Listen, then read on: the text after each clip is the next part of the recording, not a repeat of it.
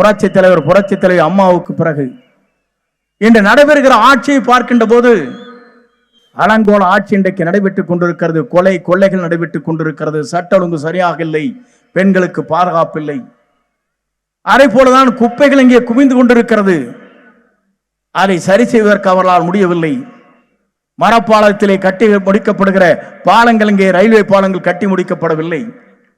இங்கே இருக்கிற check post, அதில் ஆட்கள் இல்லை. நான் எதற்காக இதை சொல்கிறேன் என்று சொன்னால், அனைத்தும் மாற்றக்கூடிய சக்தி, ஒரே சக்தி நம்முடைய வெற்றி கழகத்துடைய தலைவராக இருக்கிற தளபதிக்கு மட்டும்தான் இருக்கிறதே தவிர யாருக்கும் இல்லை என்ற வரலாறு படைக்கப் போகிறோம்.